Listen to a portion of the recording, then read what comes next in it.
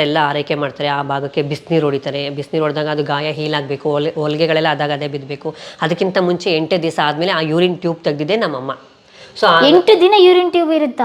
ಇರುತ್ತೆ. ಆ ಯೂರಿನ್ ಟ್ಯೂಬ್ನ ನಮ್ಮಮ್ಮ ನೋಡಿಬಿಟ್ಟು ಲಾಸ್ಟ್ ಹಿಂಗೆ ಆಡ್ಸಿ ಹಿಂಗೆ ತೆಗೆದ್ರು. ಹಂಗೆ ಬಳಬಳ ಅಂತ ರಕ್ತ ಹಂಗೆ ಬಂದ್ಬಿಡ್ತದು. ಓ ಮೈ ಗಾಡ್, ನೀವು ಹೇಳ್ತಾ ಇದ್ರೆ ನನಗೆ ಬೇಕು. ಯಾಕೆಂದ್ರೆ ಅದರಲ್ಲಿ ದುಡ್ಡು ಸಿಗುತ್ತೆ, ಗೌರವ ಸಿಗಲ್ಲ. ಸೊ ಇದರಲ್ಲಿ ಗೌರವ ಸಿಗುತ್ತೆ, ದುಡ್ಡು ಅಷ್ಟು ಸಿಗಲ್ಲ. ಮಾಣೆಯಿಂದ ನನಗೆ ಡಿಕಾಕ್ಷನ್ನು, ಆ ಡಿಕಾಕ್ಷನ್ಗೆ ತುಪ್ಪ ಹಾಕಿ ಕುಡಿಸೋರು. ಯಾಕೆಂದರೆ ನಮ್ಮ ದೇಹದಲ್ಲಿ ಬ್ಲಡ್ ಎಲ್ಲ ಹೋಗ್ಬಿಟ್ಟಿರುತ್ತೆ. ಸೊ ನಾವು ಅದನ್ನು ತೊಗೊಂಡ್ಮೇಲೆ ನಮಗೆ ಹೊಸ ರಕ್ತ ಅನ್ನೋದು ನಮ್ಮ ದೇಹದೊಳಗಡೆಗೆ ಸೇರಿಕೊಳ್ಳುತ್ತೆ. ಸೊ ಡಿಕಾಕ್ಷನ್ ಕೊಡೋರು, ತುಪ್ಪ ಹಾಕಿ ಕೊಡೋರು, ಆಮೇಲೆ ಚಪಾತಿ ಕೊಡೋರು, ಗಾಯ ಬೇಗ ಹೀಲ್ ಆಗಲಿ, ಒಣಗಲಿ ಅಂತ. ನಿಮ್ಮ ಕೆಳಗಡೆ ಏನಿದೆ, ನಿಮಗೆ ಮೇಲ್ಗಡೆ ಏನಿದೆ, ಒಂದಷ್ಟು ಜನ ಪ್ಯಾನಲಲ್ಲಿ ಕುತ್ಕೊಂಡು HIV ಹೇಗೆ ಬರುತ್ತೆ, ಇದು ಹೆಂಗೆ ಅದು ಹೆಂಗೆ ಅಂತ ಹೇಳಿದ್ರು. ನನಗೆ ಅದುವರೆಗೂ ಏನು ಗೊತ್ತೇ ಇಲ್ಲ. ಕುತ್ಕೊಂಡು ಯೂರಿನ್ ಪಾಸ್ ಮಾಡಿದ್ಮೇಲೆ ನಾರ್ಮಲ್ ಆಗಾಯಿತು ಅಂತ ಹೇಳ್ಬಿಟ್ಟು ಮತ್ತೆ ಕರ್ಕೊಂಡು ಬಂದು ಆ ಜಾಗಕ್ಕೆ ಬೋರಿಂಗ್ ಪೌಡ್ರು, ಕಾಟನ್ನು ಅದೆಲ್ಲ ಹಾಕಿ ಆ ಜಾಗದಲ್ಲಿ ಏನು ಸೆಪ್ಟಿಕ್ ಆಗದೇ ಇರೋಂಗೆ ಸೊ ಬಿಸಿನೀರೆಲ್ಲ ಹೊಡೆದು ಒತ್ತಿ ಅದಕ್ಕೆಲ್ಲ ಡ್ರೆಸ್ಸಿಂಗ್ ಮಾಡ್ತಾ ಇದ್ದಿದ್ದೆ ನಮ್ಮ ಅಮ್ಮನೇ. ಅವ್ರಿಗೆ ಕಾಂಡೋಮ್ ಡಿಸ್ಟ್ರಿಬ್ಯೂಟ್ ಮಾಡೋದಾಗಿರ್ಬೋದು, ಪ್ರತಿಯೊಂದು ಇಲ್ಲಿಂದನೇ ತೊಗೊಂಡು ಹೋಗ್ತಾರೆ ಎಷ್ಟೋ ಜನ ಅಂತೇಳಿ.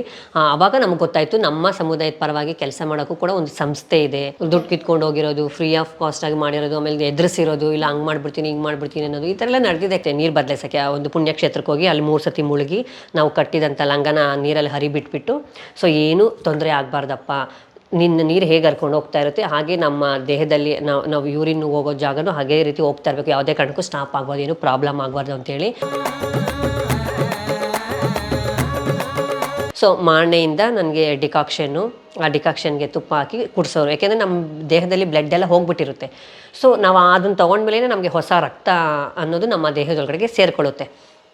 ಸೊ ಡಿಕಾಕ್ಷನ್ ಕೊಡೋರು, ತುಪ್ಪ ಹಾಕಿ ಕೊಡೋರು, ಆಮೇಲೆ ಚಪಾತಿ ಕೊಡೋರು, ಗಾಯ ಬೇಗ ಹೀಲ್ ಆಗಲಿ, ಒಣಗಲಿ ಅಂತ. ಅಂದ್ರೆ ಒಂದ್ ರೀತಿಯಾಗಿ ಆರೈಕೆ ಮಾಡ್ತಾರಲ್ಲ ಹೆಣ್ಮಕ್ಳಿಗೆ. ಹೌದು, ಆ ಥರ. ಡಿಕಾಕ್ಷನ್ನು ಮತ್ತು ಡಿಕಾಕ್ಷನ್ಗೆ ತುಪ್ಪ ಹಾಕಿ ಯಾಕೆ ಕೊಡ್ತಾರೆ ಅಂದರೆ, ಮೋಷನ್ಗೆ ಹೋಗೋ ಟೈಮಲ್ಲಿ ಈಸಿಯಾಗಿ ಮೋಷನ್ ಹೋಗಬೇಕು, ಮುಕ್ಕಬಾರ್ದು. ಯಾಕೆಂದರೆ ಹೊಲಿಗೆಗಳು ಹಾಕಿರ್ತಾರಲ್ಲ ಅದೆಲ್ಲ ಕಟ್ಟಾಗೋದು ಅಥವಾ ಬ್ಲಡ್ ಬರೋದು ಚಾನ್ಸಸ್ ಇರುತ್ತೆ ಅಂದ್ಬಿಟ್ಟು ಆ ಥರ ಕೊಡ್ತಾರೆ. ಸೊ ಒಂದು 11 ದಿವಸ ಆಯಿತು. 11 ದಿವಸ ಆದಮೇಲೆ ಅರ್ಶಿನ ಎಲ್ಲ ತಿಕ್ಕಿ ಸ್ನಾನ ಮಾಡಿಸ್ತಾರೆ. ಇಷ್ಟೆಲ್ಲ ಆರೈಕೆ ಮಾಡ್ತಾರೆ 41 ದಿವಸ ಗಂಟ ಕಂಪ್ಲೀಟಾಗಿ ಆರೈಕೆ ಮಾಡ್ತಾರೆ. ನಿಮ್ಮ ಕೇರ್ ಟೇಕರ್ ಯಾರಾಗಿರ್ತಾರೆ? ಅವರೇ ಆಗಿರ್ತಾರೆ ಪ್ರತಿಯೊಂದೂ. ನಮ್ಮ ಅಮ್ಮನೇ ಆಗಿರ್ತಾರೆ. ನಮ್ಮ ಅಮ್ಮನ ಜೊತೆ ಅವ್ರ ಚೇಲಗಳು, ನಮ್ಮ ತಂಗಿದಿರು ಮಗಳು ಯಾರು ಇರ್ತಾರೆ ಅವರೆಲ್ಲ ಜೊತೆ ಸೇರ್ಕೊಂಡು ನೋಡ್ಕೊಳ್ತಾ ಇದ್ರು. ಸೊ ಅದಾದಮೇಲೆ 11 ದಿವಸಕ್ಕೆ ಒಂದ್ಸತಿ ಅರ್ಶಿನದ ನೀರು ಹಾಕಿದ್ರು. 21 ದಿವಸ, 31 ದಿವಸ, ಲಾಸ್ಟ್ಗೆ 41 ಡೇಸ್ಗೆ ಫಂಕ್ಷನ್, ಜಲ್ಸಾ ಅಂತ ನಾವೇನು ಹೇಳ್ತೀವಿ. ಅಂದರೆ 41 ದಿನಗಳ ಕಾಲ ನಿಮ್ಮದು ಆರೈಕೆ, ಲಾಲನೆ, ಪೋಷಣೆ ಎಲ್ಲ ಆಗುತ್ತೆ. ಸೂಪ್ ತಂದು ಕೊಡೋದು, ಕಾಲು ಸೂಪು, ಮತ್ತು ಇದೆಲ್ಲ ಸ್ಟ್ರೆಂತ್ ಬರಲಿ. ಯಾಕೆಂದರೆ ನಾವು ತುಂಬ ರಕ್ತ ಎಲ್ಲ ಹೋದ್ಮೇಲೆ ವೀಕ್ ಆಗಿಬಿಟ್ಟಿರ್ತೀವಿ. ಸೊ ಅಷ್ಟೆಲ್ಲ ಆರೈಕೆ ಮಾಡ್ತಾರೆ. ಆ ಭಾಗಕ್ಕೆ ಬಿಸಿನೀರು ಹೊಡಿತಾರೆ. ಬಿಸಿನೀರು ಹೊಡೆದಾಗ ಅದು ಗಾಯ ಹೀಲ್ ಆಗಬೇಕು, ಹೊಲಿಗೆಗಳೆಲ್ಲ ಆದಾಗ ಅದೇ ಬಿದ್ದಬೇಕು. ಅದಕ್ಕಿಂತ ಮುಂಚೆ 8 ದಿವಸ ಆದಮೇಲೆ ಆ ಯೂರಿನ್ ಟ್ಯೂಬ್ ತೆಗೆದಿದ್ದೆ ನಮ್ಮಮ್ಮ. ಸೊ 8 ದಿನ ಯೂರಿನ್ ಟ್ಯೂಬ್ ಇರುತ್ತಾ? ಇರುತ್ತೆ. ಆ ಯೂರಿನ್ ಟ್ಯೂಬ್ನ ನಮ್ಮಮ್ಮ ನೋಡಿಬಿಟ್ಟು ಲಾಸ್ಟ್ ಹಿಂಗೆ ಆಡ್ಸಿ ಹಿಂಗೆ ತೆಗೆದ್ರು. ಹಂಗೆ ಬಳಬಳ ಅಂತ ರಕ್ತ ಹಂಗೆ ಬಂದ್ಬಿಡ್ತದು. ಓ ಮೈ ಗಾಡ್, ನೀವು ಹೇಳ್ತಾ ಇದ್ರೆ ನನಗೆ. ಅದಾದಮೇಲೆ ಎದ್ದು ಕರ್ಕೊಂಡೋದ್ರು, ಯೂರಿನ್ ಪಾಸ್ ಮಾಡು, ಹೇಗೆ ನಾರ್ಮಲ್ ಆಗಿ ಮಾಡ್ತೆ ಹೇಗೆ ಅಂತ. ಸೊ ಅವಾಗ ಕುತ್ಕೊಂಡು ಯೂರಿನ್ ಪಾಸ್ ಮಾಡಿದ್ಮೇಲೆ ನಾರ್ಮಲ್ ಆಗಾಯಿತು ಅಂತ ಹೇಳ್ಬಿಟ್ಟು ಮತ್ತೆ ಕರ್ಕೊಂಡು ಬಂದು ಆ ಜಾಗಕ್ಕೆ ಬೋರಿಂಗ್ ಪೌಡ್ರು, ಕಾಟನ್ನು ಅದೆಲ್ಲ ಹಾಕಿ ಆ ಜಾಗದಲ್ಲಿ ಏನು ಸೆಪ್ಟಿಕ್ ಆಗದೇ ಇರೋಂಗೆ ಸೊ ಬಿಸಿನೀರೆಲ್ಲ ಹೊಡೆದು ಒತ್ತಿ ಅದಕ್ಕೆಲ್ಲ ಡ್ರೆಸ್ಸಿಂಗ್ ಮಾಡ್ತಾ ಇದ್ದಿದ್ದೆ ನಮ್ಮ ಅಮ್ಮನೇ. ಅವರೇ ಎಲ್ಲ ನೋಡಿ ಮಾಡಿ ಪ್ರತಿಯೊಂದೂ ಕೂಡ ಅವರೇ ನೋಡಿದ್ರು. 41 ಡೇಸ್ ಆದಮೇಲೆ ನಮಗೆ ಶಾಸ್ತ್ರಗಳು. ಸೊ ಅರ್ಶಿನದ ನೀರು ಹಾಕೋದು, ಎಲ್ಲರೂ ಬಂದು ಅರ್ಶಿನ ತಿಕ್ಕಿ ಅರ್ಶಿನ ಎಲ್ಲ ಹಚ್ಚಿ ಮಾಡೋದು. ಅವಾಗ ನಮ್ಮ ಗುರು ನನಗೆ ಕಾಲುಂಗ್ರ, ಕಾಲು ಚೈನು, ಬಳೆ, ಓಲೆ, ಹೊಸ ಮೂಗ್ಬಟ್ಟು, ಹಸಿರು ಸೀರೆ, ಹಸಿರು ಜಾಕೆಟು, ಮಗ್ಗಿನ ಜಡೆ, ಹಾರ, ಕಳಸ, ಒಂದು ರೀತಿಯಾಗಿ ಮದುಮಗಳು ಥರ ಕಂಪ್ಲೀಟ್ 41 ಡೇಸಲ್ಲಿ ಪ್ರೋಸೆಸ್ ಮಾಡಿದ್ದು. ಎಲ್ಲರೂ ಅರ್ಶಿನ ತಿಕ್ಕಿ ಅರ್ಶಿನದ ನೀರು ಹಾಕಿದ್ರು. ಅರ್ಶಿನದ ನೀರು ಹಾಕಿದ್ಮೇಲೆ ಕರ್ಕೊಂಡು ಬಂದು ಹಸಿರು ಸೀರೆ, ಜಾಕೆಟು, ಬಳೆ, ಕಾಲ್ಗೆಜ್ಜೆ, ಕಾಲು ಚೈನು ಎಲ್ಲ ಹಾಕಿದ್ರು. ಲಾಸ್ಟಲ್ಲಿ ಎಲ್ಲ ರೆಡಿಯಾಗಿ ಕಳಸ ಎಲ್ಲ ಒತ್ತಿ ಮೊಗ್ಗಿನ ಜಡೆಲ್ಲ ಹಾಕೊಂಡಿದ್ದಾಗ ನಮ್ಮ ಗುರು ಬಂದು ಲಚ್ಚ ತೋರಿಸ್ತಾರೆ ನಮಗೆ. ಸೊ ನಮ್ಮ ಕಡೆ ಲಚ್ಚ ಅಂತ ಹೇಳ್ತೀವಿ. ಅದನ್ನು ನಮ್ಮ ಗುರು ನನಗೆ ಹಾಕಿದ್ರು. ಲಚ್ಚ ಅಂದರೆ ಹಾರ ಅಲ್ಲ, ತಾಳಿ ಥರ ಬರುತ್ತೆ. 5 ಗುಂಡು ಕರಿಮಣಿಲಿ ಪೋಣಿಸಿರ್ತಾರೆ. ಲಚ್ಚ ಅಂತ. ಅದು 4 ಉದ್ದೇಶ ಏನು ಲಚ್ಚ? ಕರಿಮಣಿ. ಅದರಲ್ಲೂ ಕರಿಮಣಿ ಅಂತಂದ್ರೆ ಇವಾಗ ನಮ್ಮ ಅಮ್ಮನೇ ನನಗೆ ಗಂಡ ಥರ, ಅಂದರೆ ತಾಳಿ ಕಟ್ಟೋ ಥರ ಅವರೇನೆ ನಮಗೆ. ಸೊ ಹಾಗಾಗಿ ಮುತ್ತೈದೆ ಥರ ಕಾಣಿಸ್ಬೇಕು. ಹೌದು. ಸೊ ಆಮೇಲೆ ದೇವ್ರ ಮುಂದೆ ಪೂಜೆ ಎಲ್ಲ ಮಾಡಿ ಹಾಲಿನ ಕೊಡನ ಎತ್ತಿ ತಲೆ ಮೇಲೆ ಇಟ್ಟರು. ಅಲ್ಲಿವರೆಗೂ ನಾವು ಕಣ್ಣು ಮುಚ್ಕೊಂಡು ಮಾತಾ. ಯಾಕೆಂದರೆ ನಮಗೆ ಆ ಒಂದು ಜನ್ಮ ಕೊಡೋದೇ ಅವಳ ರೂಪ, ರಂಗು, ಅವಳ ಅಂದ ಚಂದ ಎಲ್ಲ ನಮಗೆ ಬರಬೇಕು ಅಂತೇಳಿ. ಸೊ ಅವಳ ಮುಖ ಸಂತೋಷಿ ಮಾತಾ, ಅವ್ರ ಮುಖನ ಫಸ್ಟು ದೇವ್ರದ ಇದ್ರಲ್ಲಿ ತೋರಿಸ್ತಾರೆ. ಆಮೇಲೆ ದೀಪದಲ್ಲಿ ನಮ್ಮ ಮುಖ, ನಮ್ಮ ಗುರು ಮುಖನ ನಾವು ನೋಡಬೇಕು. ಅಷ್ಟವರೆಗೂ ನಿಮ್ಮ ಫೇಸ್ ನೋಡ್ಕೊಂಡೇ ಇರಲ್ಲ. ನೀವು ನೋಡಿರಲಿಲ್ಲ? ನಾನು ನೋಡಿರಲ್ಲ. ಆಫ್ಟರ್ ಹಾಲೆಲ್ಲ ಉಯ್ದಾದ್ಮೇಲೆ ನನ್ನ ಕನ್ನಡಿನ ಎತ್ಕೊಂಡು ನಾನು ನನ್ನ ಮುಖನ ನೋಡ್ಕೊಂಡಿದ್ದು.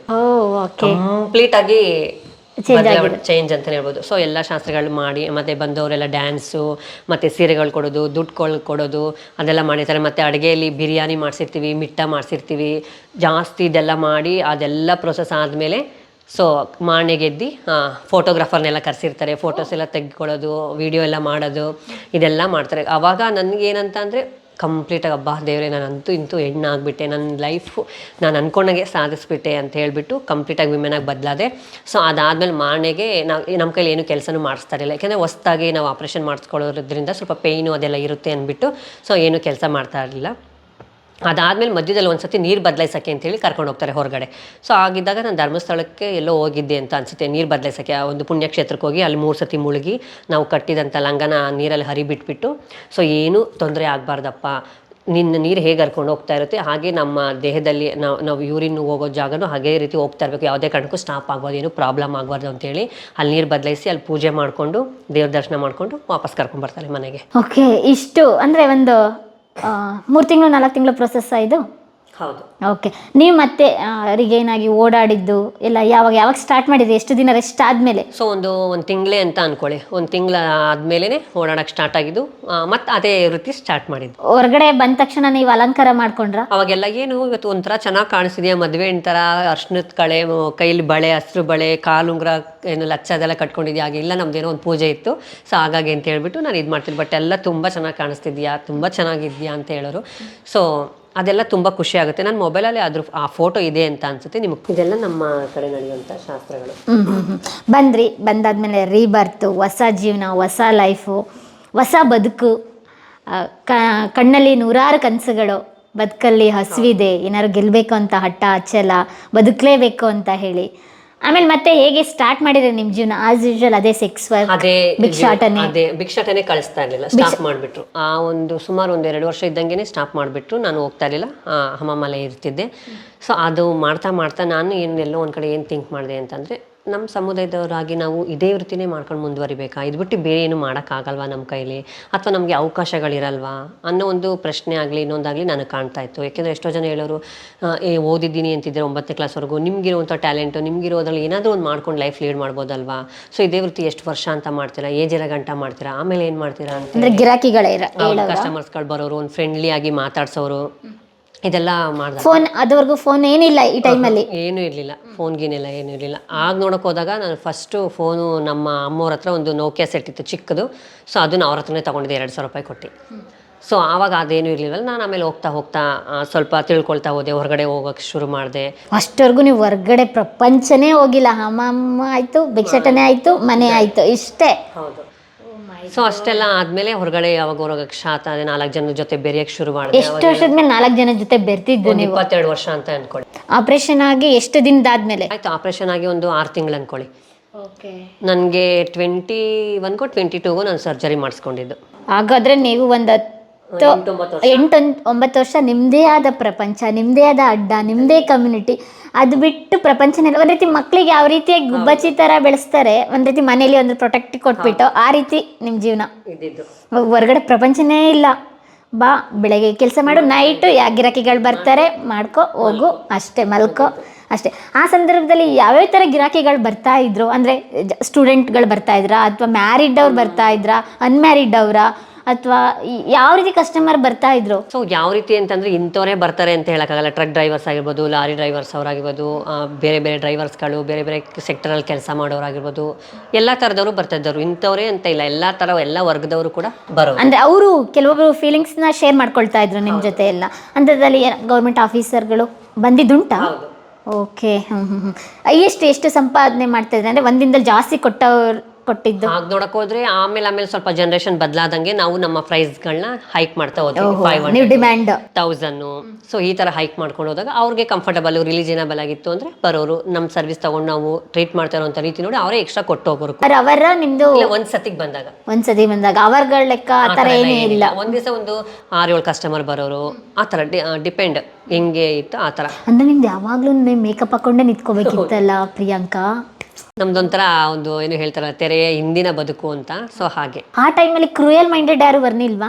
ದುಡ್ಡು ಕಿತ್ಕೊಳ್ಳೋರು, ಕ್ರೂಯಲ್ ಮೆಂಟಾಲಿಟಿ ಯಾವ್ದ್ರಲ್ಲಿ ಇರಲ್ಲ ಹೇಳಿ, ಎಲ್ಲದ್ರಲ್ಲೂ ಇರ್ತಾರೆ. ಸೊ ಹಂಗೆ ಅದರಲ್ಲೂ ಆ ಒಂದು ಇದೂ ಆಗಿದೆ. ದುಡ್ಡು ಕಿತ್ಕೊಂಡು ಹೋಗಿರೋದು, ಫ್ರೀ ಆಫ್ ಕಾಸ್ಟ್ ಆಗಿ ಮಾಡಿರೋದು, ಆಮೇಲೆ ಎದುರಿಸಿರೋದು, ಇಲ್ಲ ಹಂಗೆ ಮಾಡ್ಬಿಡ್ತೀನಿ ಹಿಂಗೆ ಮಾಡ್ಬಿಡ್ತೀನಿ ಅನ್ನೋದು ಈ ಥರ ಎಲ್ಲ ನಡೆದಿದೆ. ಕಾಮನ್ ಅದೆಲ್ಲ. ಡ್ರಗ್ಗಿಸ್ಟು ಅಷ್ಟು ಗೊತ್ತಿಲ್ಲ, ಡ್ರಗ್ಗು ಗಿಗ್ ಅದೆಲ್ಲ ನಿಮ್ಗೆಲ್ಲ ಗೊತ್ತಾಗ್ತಾ ಇರ್ಲಿಲ್ಲ. ಡ್ರಿಂಕ್ಸ್ ಮಾಡಿರೋರು, ಡ್ರಿಂಕ್ಸ್ ಒಂದು ಗೊತ್ತಾಗ್ತಾ ಇತ್ತು, ಡ್ರಗ್ಗು ಅದೆಲ್ಲ ಏನು ಅಷ್ಟು ಗೊತ್ತಾಗ್ತಾ ಇರಲಿಲ್ಲ ನಮಗೆ. ಸೊ ಆಮೇಲೆ ಹೋಗ್ತಾ ಹೋಗ್ತಾ ಹೋಗ್ತಾ ಹೋಗ್ತಾ ಒಂದೊಂದೇ ಜೀವನದಲ್ಲಿ ಅನುಭವಗಳಾಗ್ತಾ ಹೋಗ್ತಲ್ಲ, ಅವಾಗ ಒಂದೊಂದೇ ನಾವು ಕೂಡ ತಿಳ್ಕೊಂಡು ಹೋಗಿದ್ವಿ. ಯಾಕೆಂದರೆ ಬಾವಿ ಒಳಗಡೆ ಇರೋ ಕಪ್ಪೆ ಯಾವತ್ತೂ ಅಷ್ಟೇ ಪ್ರಪಂಚ ಅಂತ ಅಂದ್ಕೊಂಡಿರುತ್ತೆ. ಸೊ ಅದರಿಂದ ಮೇಲೆ ಬಂದಾಗಲೇ ತಾನೇ ಗೊತ್ತಾಗೋದು ಆ ಜೀವನ ಅನ್ನೋದು ಅದೆಷ್ಟು ಮಟ್ಟಿಗಿರುತ್ತೆ, ಸಮುದ್ರ ಅನ್ನೋದು ಎಷ್ಟು ದೊಡ್ಡದು. ಈಗ ಕೆರೆ ಕಾವಲೆ ಅದೆಲ್ಲ ಹೋಗಿ ಸೇರ್ಕೊಳ್ಳೋದೇ ಸಮುದ್ರಕ್ಕಲ್ವಾ. ಸೊ ಹಾಗೆ ನಮ್ಮ ಜೀವನನೂ ಕೂಡ ಬಾವಿಯಿಂದ ಹೊರಗಡೆ ಬಂದಮೇಲೆ ನಮ್ಮದು ಒಂಥರ ಸಮುದ್ರದ ರೀತಿಲಿ ಆಗೋಯ್ತು. ಸೊ ಎಲ್ಲ ಕಡೆ ಎಲ್ಲ ಥರ ಅನುಭವಗಳು ಜೀವನದಲ್ಲಿ ಎಲ್ಲ ಥರ ಕಲ್ತ್ಬಿಟ್ವಿ. ಕೆಲವೊಂದು ಕಡೆ ಕೆಲವರು ಚುಚ್ಚು ಮಾತಾಡೋದಾಗಿರ್ಬೋದು, ತುಂಬ ಹೀನಾಯವಾಗಿ ನಡೆಸ್ಕೊಳ್ಳೋಂಥದ್ದಾಗಿರ್ಬೋದು. ಒಂದೊಂದು ಟೈಮಲ್ಲಿ ನೆನೆಸ್ಕೊಂಡ್ರೆ ಅಪ್ಪ ಜೀವನ ಹೆಂಗಪ್ಪ ಇಷ್ಟು ಕಷ್ಟ, ಒಂದೊಂದು ತುತ್ತಿಗೂ ಒಂದೊಂದು ರೂಪಾಯಿಗೂ ಅಲ್ದು ಬಿಟ್ಟಿದ್ದೀವಿ, ಒಂದೊಂದು ರೂಪಾಯಿನೂ ಕಷ್ಟಪಟ್ಬಿಡ್ತೀವಿ. ಎಷ್ಟೋ ಜನ ಅಂದ್ಕೊಳ್ತಾರೆ ಇವತ್ತೂ ಕೂಡ ಏನು ಇವ್ರಿಗೆ ಕಮ್ಮಿ, ಏನು ಇವ್ರಿಗೆ ಅಂತ. ಬಟ್ ಆದರೆ ಅದು ಹಿಂದಿನ ಶ್ರಮ ಯಾರೂ ನೋಡಲ್ಲ. ಸೊ ಇವಾಗ ಪೌರಕಾರ್ಮಿಕರು ಅಂತ ನಾವು ಹೇಳ್ತೀವಿ ಎಕ್ಸಾಂಪಲ್ಗೆ, ಅವ್ರು ಕಸ ಗುಡಿಸೋದು ಆ ಜೀವನ ಅವ್ರಿಗಷ್ಟೇ ಗೊತ್ತಿರುತ್ತೆ. ನೋಡೋರು ಇವಾಗ ನಾವು ಕಸ ತೊಗೊಂಡೋಗಿ ಎಲ್ಲೆಲ್ಲೋ ಎಸ್ಬಿಟ್ಟು ಹೋಗ್ತೀವಿ, ಬಟ್ ಅದನ್ನೆಲ್ಲ ಸ್ವಚ್ಛ ಮಾಡೋರ್ಗಷ್ಟೇ ಗೊತ್ತಿರುತ್ತೆ ಅದು ಕಷ್ಟ ಏನು, ಅದ್ರ ನೋವೇನು ಅಂತ. ಹಾಗೆ ನಮ್ಮ ಜೀವನದಲ್ಲೂ ಕೂಡ ಸಾಕಷ್ಟು ಕಷ್ಟಪಟ್ಟು ಮುಂದೆ ಬಂದು ಮೇಲಿಗೆ ಬಂದು ಈ ಮಟ್ಟಿಗೆ ನಿಂತಿದ್ದೀವಿ ಅಂದರೆ ಸೊ ಅದರಿಂದ ಎಷ್ಟು ಶ್ರಮ ಇರುತ್ತೆ ಅನ್ನೋದು ಯಾರು ಕೂಡ ನೋಡಲ್ಲ. ಅಟ್ ಪ್ರೆಸೆಂಟ್ ಅದಷ್ಟು ನೋಡ್ತಾರೆ. ಸೊ ಹಾಗೆ ನನ್ನ ಜೀವನದಲ್ಲೂ ಕೂಡ ನಾನು ಏನಾದರೂ ಸಾಧನೆ ಮಾಡಬೇಕಲ್ವಾ, ಯಾಕೆ ನಾವು ಇದೇ ವೃತ್ತಿನ ಮಾಡಬೇಕು ಅಂತ ಹೇಳ್ಕೊಂಡು ನಾನು ನಮ್ಮ ಅಮ್ಮನ ಹತ್ರ ಇದೇ ಥರ ದಿನನಿತ್ಯ ಮಾತಾಡಿಕೊಂಡು ಸರಿ ಆಯಿತು ಹೋಗು ನೋಡೋಣ ಹಾಗೆ ಅಂತೇಳಿ ನನಗೂ ಸಪೋರ್ಟ್ ಮಾಡಿದ್ರು. ನಾನು ಒಂದು 4-6 ಕಡೆ ಹೋದೆ, ಯಾಕೋ ನನಗೂ ಅಡ್ಜಸ್ಟ್ ಆಗಲಿಲ್ಲ.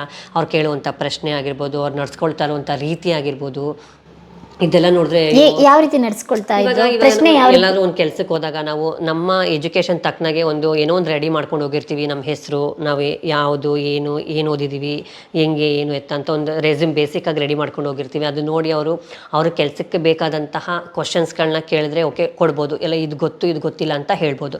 ಸೊ ಅವ್ರು ನಮ್ಮ ರೆಸ್ಯೂಮ್ ನೋಡ್ಬಿಟ್ಟು ಇದನ್ನು ನಮ್ಗೆ ಮೇಲ್ಕು ಕೆಳಕು ನೋಡ್ಬಿಟ್ಟು ನೀವು ಯಾಕೆ ಹಿಂಗಾದ್ರಿ, ನಿಮ್ಗೆ ಯಾವ ಥರ ಇದಾಯಿತು, ನಿಮ್ಮ ಕೆಳಗಡೆ ಏನಿದೆ, ನಿಮಗೆ ಮೇಲ್ಗಡೆ ಏನಿದೆ, ಕೆಳಗಡೆ ಮೇಲ್ಗಡೆ ಏನಿದೆ ಅಂತ ಕೇಳ್ತಾ ಇದ್ರ, ನೀವು ಡೇಟ್ ಆಗ್ತೀರಾ, ನಿಮಗೆ ಮಕ್ಕಳಾಗುತ್ತಾ, ಈ ಥರ ಎಲ್ಲ ಕ್ವಶನ್ಸು ಇಂಟರ್ವ್ಯೂಗೆ ಹೋಗ್ಬೇಕಾದ್ರೆ ಯಾಕೆ ಬೇಕು, ನಮ್ಮ ಕೆಲಸಕ್ಕೆ ಅವ್ರಿಗೆ ಏನು ಬೇಕು ಅದಷ್ಟು ತಾನೇ ಕೇಳಬೇಕು. ಸೊ ಈ ಥರ ಎಲ್ಲ ಕೇಳಿದಾಗ ನಾವೇನಂತ ಆನ್ಸರ್ ಕೊಡೋದು, ಏನಂತ ಹೇಳೋದು. ಸೊ ಇದೇ ಥರ 2-3 ಕಡೆ ಆದಾಗ ಬೇಸತ್ತು ಬಂದ್ಬಿಟ್ಟೆ. ಸೊ ಅದಾದ್ಮೇಲೆ ನಮ್ಮ ಈ ತರ ಪ್ರಶ್ನೆಗಳು ಬಂದಾಗ ಏನನ್ಸುತ್ತೆ ಅಂತ ಹೇಳಿದ್ರೆ ನನ್ಗೆ ಅಭಿಪ್ರಾಯ ಅಲ್ಲೆಲ್ಲ ಹೋಗಿ ಆ ಥರ ಕೇಳಿಸ್ಕೊಳ್ಳೋ ಬದಲು ಸೆಕ್ಸ್ ವರ್ಕ್ ಅಥವಾ ಭಿಕ್ಷಾಟನೆ ಮಾಡಿದ್ರೆ ಯಾರ ಕೈ ಕೆಳಗಡೆ ಇರಂಗಿಲ್ವಲ್ಲ ಅಂತ ಎಷ್ಟೋ ಜನ ಇದನ್ನೇ ಮಾಡ್ತಾ ಇದಾರೆ ಅನ್ಸುತ್ತೆ ಅಲ್ವಾ. ಕೆಲವೊಂದು ಟೈಮಲ್ಲಿ ನಾವು ನಡ್ಕೊಳ್ಳೋ ರೀತಿನ ಮಾತ್ರ ಹೇಳ್ತಾರೆ, ಬಟ್ ಸೊಸೈಟಿ ನಡ್ಕೊಳ್ಳೋ ರೀತಿ, ಜನಗಳು ನೋಡ್ಕೊಳ್ಳೋ ರೀತಿ ಯಾಕೆ ಹೇಳಲ್ಲ. ಎಲ್ಲಾ ಕಡೆ ನಮ್ಮನ್ನೇ ಬೆರಳು ಮಾಡಿ ತೋರಿಸ್ತಾರೆ. ಈಗ ಯಾರಾದ್ರೂ ಒಬ್ರು ತಪ್ಪು ಮಾಡಿದ್ರೆ ಇಡೀ ನಮ್ಮ ಸಮುದಾಯನೇ ದೂಷಣೆ ಮಾಡ್ತಾರೆ. ಅದೇ ಒಂದು ಹೆಣ್ಣಾಗ್ಲಿ ಒಂದು ಗಂಡಾಗ್ಲಿ ಮಾಡ್ಬಿಟ್ರೆ ಇಡೀ ಅವ್ರ ಸಂಕುಲನೇ ದೋಷಿಸ್ತಾರಾ? ಇಲ್ಲ. ಹಾಗೆ ನಮ್ಮಲ್ಲಿ ಯಾರನ್ನ ಒಂದು ಇದು ಮಾಡ್ಬಿಟ್ರೆ ಇಡೀ ಸಮುದಾಯನ ದೋಷಿಸೋದು, ಇವರೇ ಅಂತ ಆಣೆಪಟ್ಟಿ ಕಟ್ಬಿಡೋದು. ಯಾಕೆ ಹಂಗೆ ಮಾಡಬೇಕು? ನೀವುಗಳು ಅವಕಾಶಗಳು ಕೊಟ್ಟು, ನೀವುಗಳು ಬೆಳೆಸಿ, ನೀವುಗಳು ಅರ್ಥ ಮಾಡ್ಕೊಂಡ್ರೆ ತಾನೆ ನಮ್ಮವರು ಬೆಳೆಯೋದು, ಮುಂದೆ ಬರೋದು. ಕೆಲವೊಂದು ಕಡೆ ವರ್ಕ್ ಪ್ಲೇಸಲ್ಲೆಲ್ಲ ಕೆಲವೊಂದು ಟೈಮಲ್ಲಿ ಹರಾಸ್ಮೆಂಟ್ ಆಗೋದು, ಕೆಲವ್ರು ಮಾತಾಡ್ದೇನೆ ಇರೋದು, ಕೆಲವ್ರ ಜೊತೆ ಸೇರ್ದೇನೆ ಇರೋದು, ಈ ಥರ ಎಲ್ಲ ಮಾಡಿದಾಗ ಎಲ್ಲಿ ಕೆಲಸ ಮಾಡೋಕ್ಕಾಗಿ ಬರುತ್ತೆ? ಒಳ್ಳೆ ಎನ್ವೈರನ್ಮೆಂಟ್ ಇರಬೇಕಲ್ವಾ, ನಾವು ಕೆಲಸ ಮಾಡೋ ಜಾಗ ಆಗಿರ್ಬೋದು, ನಾವು ಏನೇ ಒಂದು ಮಾಡಿದ್ರು ಕೂಡ. ಎಷ್ಟೋ ಜನ ಮಂಗಳಮುಖಿಯರು ಅದಕ್ಕೋಸ್ಕರನೇ ಬರ್ತಾ ಇಲ್ಲ ಅನ್ಕೊಳ್ತೀನಿ. ಇದೇ ವರ್ಕ್ಗಳನ್ನ ಮಾಡ್ತಿರ್ತಾರೆ, ಸೆಕ್ಸ್ ವರ್ಕರ್ ಆಗಿ, ಭಿಕ್ಷಾಟನೆ ಮಾಡ್ಕೊಂಡು ಆಗ್ಲಿ ಬೇರೆ ಬೇರೆದಕ್ಕೆ ಮಾಡೋದೇ ಆ ಒಂದು ಕಾರಣಕ್ಕೆ. ಅವರು ಕೆಲಸ ಕೊಟ್ಟು ಒಳ್ಳೆ ರೀತಿಯಲ್ಲಿ ನಡೆಸ್ಕೊಂಡ್ರೆ ಎಲ್ಲ ಹೊರಗಡೆ ಬರ್ತಾರೆ. ನಾನು ಕೂಡ ಕೆಲಸ ಮಾಡ್ತೀನಿ ಸೊಸೈಟಿಯಲ್ಲಿ, ನಾವು ಕೂಡ ಏನಾದ್ರು ಒಂದು ಮಾಡಬೇಕು ಅನ್ನೋದು ಬರ್ತಾರೆ. ಇವ್ರು ಏನು ಇದು ಮಾಡಿದೆ ಈ ಥರನೇ ನಡೆಸ್ಕೊಂಡ್ರೆ ಬೇರೆಯವ್ರು ಇನ್ನು ಹೆಂಗ್ ಬರ್ತಾರೆ ಮುಂದಕ್ಕೆ ಬಾ ಅಂತ ಅಂದ್ರೆ? ಹೊಸಬ್ರು ಯಾರ ಮಾತು ಕೇಳಲ್ಲ ಇವಾಗ. ಹೌದು, ಅವ್ರದೇ ಲೈಫ್. ಯಾರ ಅಮ್ಮ ಇಲ್ಲ, ಅಜ್ಜಿ ಇಲ್ಲ, ಏನಿಲ್ಲ. ಆಪರೇಷನ್ಗೂನು ಯಾರನ್ನ ಕರಿಯಲ್ಲ, ದುಡ್ಡು ಮಾಡ್ಕೊಂಡಿರ್ತಾರೆ, ಹೋಗ್ತಾರೆ ಸೀದಾ ಇದು ಮಾಡ್ತಾರೆ ಅಲ್ವಾ? ಹಂಗೆ ಯಾಕಿರೋದಲ್ವಾ ನಾನು ಕೇಳಿದ ಮಟ್ಟಿಗೆ. ಸೊ ಹಾಗೆ ನೋಡೋಕೆ ಹೋದ್ರೆ ನಾನು ಅಷ್ಟು ಕಷ್ಟಪಟ್ಟು ಆಮೇಲೆ ನಮ್ಮ ಅಮ್ಮವ್ರನ್ನ ಒಪ್ಪಿಸಿ ಇಂಟರ್ವ್ಯೂಗೆಲ್ಲ ಹೋಗಿ ಆಮೇಲೆ ನಮ್ಮ ಸಂಘ ಸಂಸ್ಥೆಗಳಿಗೆ ಭೇಟಿಯಾಗಿ ಆಯ್ತು, ಎಲ್ಲೂ ಕೆಲಸ ಸಿಗ್ನಿಲ್ಲ, ಈ ರೀತಿ ಎಲ್ಲ ಕ್ವಶನ್ಗಳನ್ನ ಕೇಳ್ತಾ ಇದ್ರು. ಮತ್ತೆ ಮುಂದೆ ಜೀವನ ಎಲ್ಲಿ ಕರ್ಕೊಂಡು ಹೋಯ್ತು? ಮುಂದೆ ಜೀವನ ಎಲ್ಲಿ ಕರ್ಕೊಂಡು ಹೋಗ್ತು ಅಂದರೆ, ಇವಾಗ ನಾವು ಇದ್ದಿದ್ದ ಜಾಗದಲ್ಲಿ ಕರೆಂಟ್ ಬಿಲ್ಲು ಕಟ್ಟಬೇಕಾಗಿತ್ತು. ನಮ್ಮಮ್ಮ ಇದ್ಕೊಂಡು ನಮ್ಮ ಇನ್ನೊಬ್ರ ಜೊತೆ ಮಾಡಿ ಕಳಿಸಿದ್ರು, ಹಿಂಗೆ ನೆಲಮಂಗಲದಲ್ಲಿ ಹೋಗಿ ಕರೆಂಟ್ ಬಿಲ್ ಕಟ್ಬಿಟ್ಟು ಬನ್ನಿ ಅಂತ. ಸೊ ಹಂಗೆ ಕರೆಂಟ್ ಬಿಲ್ ಕಟ್ಟಕ್ಕೆ ಹೋಗೋಂಥ ಮೂಮೆಂಟಲ್ಲಿ ನಮ್ಮ ಸಮುದಾಯದವರು ಒಂದು ಜಾಗದಿಂದ ಹೋಗೋದು ಬರೋದು ಮಾಡ್ತಾಯಿದ್ರು. ಸೊ ನಾವಿಲ್ಲಿ ಇದ್ಕೊಂಡು ಏನು ಮಾಡ್ತೀವಿ, ಹೋದ್ವಿ ಆ ಜಾಗಕ್ಕೆ. ನೀವು ನಮ್ಮ ಸಮುದಾಯದವರು ಇಷ್ಟೊಂದು ಜನ ಹೋಗೋದು ಬರೋದು ಮಾಡ್ತಿದ್ದಾರೆ ಅಂತ ಆ ಜಾಗಕ್ಕೆ ಹೋದಾಗ ಅಲ್ಲೊಂದು ಆಫೀಸ್ ಇದೆ ಕಮ್ಯುನಿಟಿ ಅವ್ರಿಗೆ ಕೆಲಸ ಮಾಡೋದಕ್ಕೆ ಅನ್ನೋದು ಗೊತ್ತಾಯಿತು. ಸೊ ಅವರು ನಮ್ಮನ್ನ ಒಳಗಡೆ ಕರೆದು ಮಾತಾಡಿಸಿ ಕೂರಿಸಿ ಟೀ ಕಾಫಿ ಕೊಟ್ಟು, ಇದು ಈ ಥರ ಸಂಸ್ಥೆ, ನಿಮಗೆ ಕೆಲಸ ಮಾಡುವಂಥ ಸಂಸ್ಥೆ ಇದು, ನಿಮಗೆ ಕಾಂಡೋಮ್ ಡಿಸ್ಟ್ರಿಬ್ಯೂಟ್ ಮಾಡೋದಾಗಿರ್ಬೋದು ಪ್ರತಿಯೊಂದು ಇಲ್ಲಿಂದನೇ ತೊಗೊಂಡು ಹೋಗ್ತಾರೆ ಎಷ್ಟೋ ಜನ ಅಂತೇಳಿ.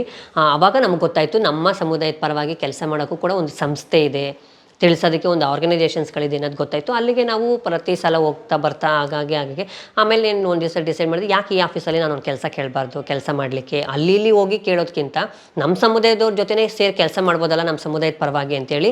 ಸೊ ನಾನು ಅಲ್ಲಿ ಹೋಗಿ ಕೇಳಿದಾಗ ಅವ್ರು ಅಂದಿದ್ದು, ಇಲ್ಲಿ ಯಾವುದೇ ರೀತಿಯಾದಂಥ ಕೆಲಸ ಇಲ್ಲ, ಎಲ್ಲ ಫಿಲ್ ಆಗಿಬಿಟ್ಟಿದೆ. ಸೊ ನಿನ್ಗೆ ಏನಾದ್ರು ಕೆಲಸ ಬೇಕು ಅಂತಂದರೆ ನಾನು ಒಂದು ಅಡ್ರೆಸ್ ಕೊಡ್ತೀನಿ, ಬ್ಯಾಂಗ್ಳೂರಲ್ಲಿ ಹೋಗಿ ನೀನು ಕೆಲಸ ಕೇಳ್ಬೋದು ಅಂತೇಳಿ ಕಳಿಸಿದ್ರು. ಸೊ ಅಲ್ಲಿಗೆ ಹೋಗಿ ನಾನು ಆಫೀಸಲ್ಲಿ ಕಾಂಡಮ್ ಡಿಸ್ಟ್ರಿಬ್ಯೂಟ್ ಮಾಡೋದು, ಮತ್ತು ಹೆಲ್ತ್ ಚೆಕಪ್ ಮಾಡಿಸೋದು, ಮತ್ತು ಹೆಲ್ತ್ ಕ್ಯಾಂಪ್ಸ್ಗಳನ್ನ ಮಾಡೋದು, ಹಾಗೆ ಕಮ್ಯುನಿಟಿಯವ್ರಿಗೆ ಹೆಲ್ತ್ ಚೆಕಪ್ ಮಾಡಿಸೋದು ಫ್ರೀಯಾಗಿ, ಬ್ಲಡ್ ಟೆಸ್ಟ್ಗಳನ್ನ ಮಾಡಿಸೋದು, ಶುಗರ್ ಟೆಸ್ಟ್ಗಳನ್ನ ಮಾಡಿಸೋದು, BP ಟೆಸ್ಟ್, ಆಮೇಲೆ ಕಾಂಡಮ್ ಡಿಸ್ಟ್ರಿಬ್ಯೂಟ್ ಮಾಡೋದು, ಅವ್ರಿಗೆ ಹೆಲ್ತ್ ಕ್ಯಾಂಪ್ಗಳನ್ನ ಮಾಡೋದು, ಅವ್ರಿಗೆ ಏನಾದರೂ ಪೊಲೀಸ್ಗಳೇನಾದ್ರು ವೈಲೆನ್ಸ್ ಆದಾಗ, ಗುಂಡಾಸ್ ಕಡೆಯಿಂದ ವೈಲೆನ್ಸ್ ಆದಾಗ ಅವ್ರು ಬಂದು ಸಪೋರ್ಟ್ ಮಾಡೋರು ನಮಗೆ. ಸೊ ಆ ಥರ ಆರ್ಗನೈಸೇಷನ್ಸು ಅವರು ನನಗೆ ಒಂದು ಸಂಗಮ ಅಡ್ರೆಸ್ ಕೊಟ್ಟು ಬ್ಯಾಂಗ್ಳೂರಿಗೆ ಕಳಿಸಿದ್ರು. ಸೊ ಅಲ್ಲಿ ನನಗೆ ಕೆಲಸಕ್ಕೆ ಅಂತ ಇಂಟರ್ವ್ಯೂಗೆ ಹೋದಾಗ ಒಂದಷ್ಟು ಜನ ಪ್ಯಾನಲಲ್ಲಿ ಕೂತ್ಕೊಂಡು HIV ಹೇಗೆ ಬರುತ್ತೆ, ಇದು ಹೆಂಗೆ ಅದು ಹೆಂಗೆ ಅಂತ ಹೇಳಿದ್ರು. ನನಗೆ ಅದುವರೆಗೂ ಏನೂ ಗೊತ್ತೇ ಇಲ್ಲ.